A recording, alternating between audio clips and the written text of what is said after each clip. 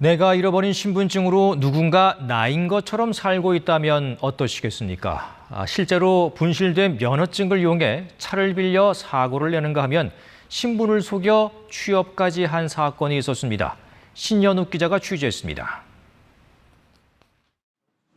2019년 술집에서 운전면허증을 잃어버린 김모 씨. 바로 재발급을 받아 분실 사실조차 잊고 지냈는데 1년 뒤 경찰에서 연락이 왔습니다. 미성년자들이 김 씨 면허증으로 차를 빌렸다 사고를 냈다는 겁니다.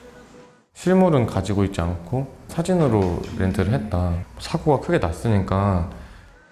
면허증을 도용당했다는 게 입증돼 넘어갔지만 끝이 아니었습니다.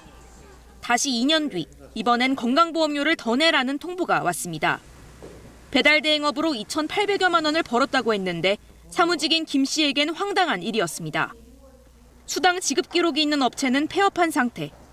수소문 끝에 해당 업체에서 일했다는 직원과 연락이 닿았습니다. 코로나 한창일 때라 마스크 쓰고 있었고 사진을 딱히 확인하거나 그러진 않거든요. 웬 20대 남성이 김 씨의 신분으로 실제로 일을 했단 얘기였습니다. 이 남성은 남의 운전면허증으로 배달 대행 일을 한 걸 넘어 동료들에게 자신의 신분까지 속이며 생활했습니다. 이 남성은 사문서 위조 등의 혐의로 검찰에 송치됐는데 김 씨는 아직도 본인 명의 소득 신고에 대해 일일이 소명 작업 중입니다. 어느 정도까지 도용당했는지 모르는 거잖아요. 그 주민번호를 새로 발급을 해야 되나 그런 생각도 들고 있는데. 신분증은 신용카드처럼 사용할 때마다 진위를 확인하기 어려워 범죄에 이용되기 쉽습니다. 하지만 도용을 예방하는 시스템은 별것이 없는 게 현실입니다. 개인 차원에서는 일단 분실이 되면 즉시 신고하고 재발급 받고, 업체 입장에서는 피해자의 어떤 그 2차 피해를 막기 위해서 2차 인증을 한다든지. 최근 3년간 분실된 신분증은 주민등록증과 운전면허증만 약 665만 개로 추산됩니다. KBS 뉴스 신연욱입니다. 지난 2021년 군부대에 헌혈 지원 업무를 다녀온 간호사 A씨. 1년 뒤 모르는 남성이 SNS로 연락해왔습니다. 자꾸만 자신과 대화한 적이 있다고 주장했는데 알고 보니 A씨를 사칭한 사람과 채팅 앱에서 만난 거였습니다. 제 이름, 신분증, 학력, 직업 전부 다 저를 도용한 상태에서 야한 대화를 주고받고 있다고. 놀란 A씨는 직접 채팅 앱에 가입해봤는데 여러 명의 남성이 오랜만이라며 인사를 건네왔습니다. 이미 유명 인사였던 겁니다.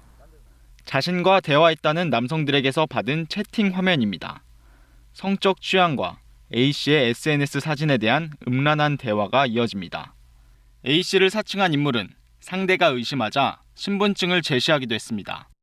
쳐다본다고 이제 느끼면 저 사람도 어플에서 나를 봤나? 이런 생각이 들어서. 대체 무슨 일이 벌어진 걸까? 사칭한 사람을 찾아달라고 경찰에 고소해 수사한 결과 범인은 병사였습니다. 군 부대를 방문했을 때 위병소에 근무하던 병사가 신분 확인용으로 제출한 신분증을 몰래 찍어가 A씨 행세를 한 겁니다. 그러면서 A씨의 주소까지 뿌린 걸로 조사됐습니다. A씨는 두려움에 떨다 결국 이사를 했습니다. 실제로 만나자고 여러 번 얘기를 했다고 제 근거지까지 다 밝히면서 혼자서 살고 있던 곳이어서 두렵고. 가해 남성은 A씨 신분증을 몰래 촬영한 것뿐만 아니라 A씨를 사칭한 범행 대부분을 군부대 내에서 저지른 걸로 추정됩니다. 하지만 부대 측이 아무것도 알아내지 못한 사이 지난해 말 무사히 전역했습니다. 경찰은 이 남성을 명예훼손, 개인정보보호법 위반 혐의로 검찰에 송치했습니다. KBS 뉴스 원동희입니다.